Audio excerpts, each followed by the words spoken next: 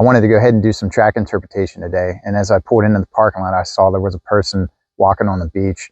And whenever I was getting my stuff ready, they went ahead and left.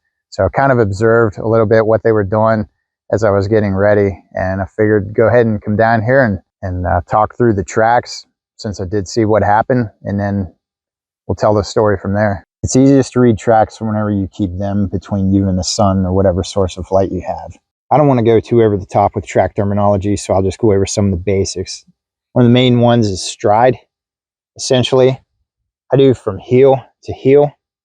Some people do from toe to toe, but I've noticed when you're tracking people, depending on what type of soil you're in, sometimes the toes don't even show up, and all you have is the horseshoe shape of the heel. Now, sometimes with animals, particularly dogs and rabbits, maybe all you'll have is just the claw marks. So at that point, you would do from the toes to toe. But for today, we're going to do heel to heel. So that's a stride. All your straddle is the distance between your left foot and your right foot. And you can see there's really not much straddle here. This is actually pretty good. The person that's walking here, their toes are mostly pointed straight forward, and there's not much of a straddle.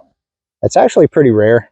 A lot of people have a bit of a gap in their straddle, and a lot of people tend to point their toes outward some, even if they're not heavy set or carrying something. One of the things you look for with speed is you start at the toe area and then you work your way back. Basically, the faster someone's going, the more disturbance you're going to see going all the way back to the heel. It's not always the case.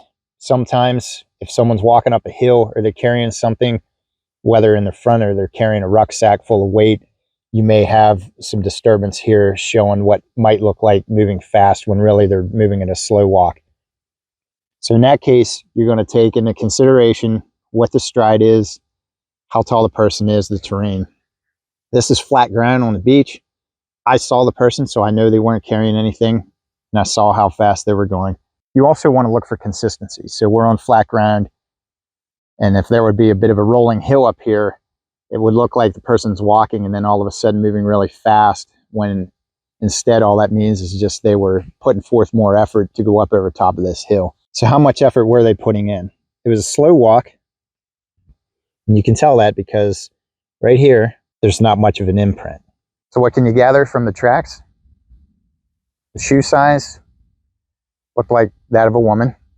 The stride, the short stride, just a nice walk.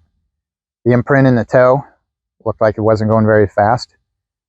So a woman, medium height, medium weight, is going for a nice stroll down the beach, which is confirmed because I glanced out the window as I pulled in to get ready and I saw that's who it was. When you're trying to learn track interpretation, real easy, just go out and try to recreate it yourself. So I'm going to walk slow and just see if my tracks look like the way that lady's did. So it was a slow walk. I'm wearing boots and I'm a male, so my track size will be bigger normally. Not always, most times.